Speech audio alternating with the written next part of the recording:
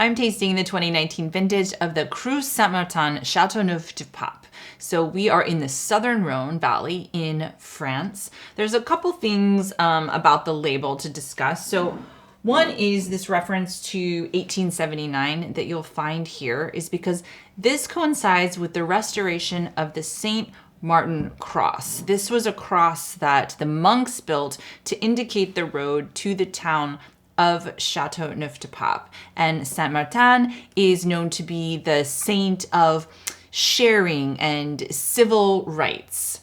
So this location itself, Châteauneuf du Pape, it translates to the new castle of the Pope. And that's because in the 14th century, the papacy was moved from Rome to Avignon. And the Pope built his castle outside of Avignon, Chateauneuf du Pape, which is now a village, and of course the wine appellation that's in our glass right now. So this is a region that's an ancient riverbed. So you'll see lots of these sort of round, smooth river stones, which we call galets roulés.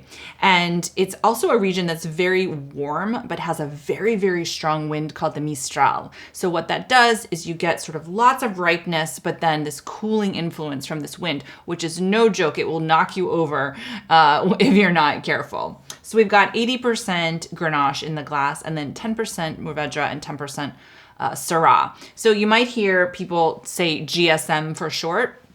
That refers to this combination of Grenache, Syrah, or Mourvedre, which tend to work really, really beautifully in conjunction with each other. But let's check it out for ourselves. So ruby in color. On the nose, this is unmistakably Grenache based to me. There's a real wild strawberry note that I always get with Grenache, with a little bit of mintiness as well. Definitely some floral notes, kind of a rose petal. And then there's a smokiness and a gaminess. And a hint of pepper, like fresh cracked pepper. Let's taste it.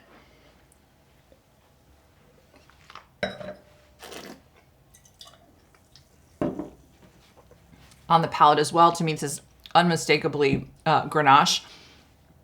That wild strawberry. Grenache tends to have, for me, this bit of a roundness on the palate. It has a sort of viscosity, the shape that's sort of spherical. And I'm getting, again, those strawberry notes, those minty notes. I think the Syrah is contributing some game, some pepper. And then the Mourvedre for me always has also kind of a meaty note, like a very dark, brooding note in the glass. All in, I think this is a gorgeous glass of wine and a nice long finish. It's lingering here as I'm talking to you. So enjoy it.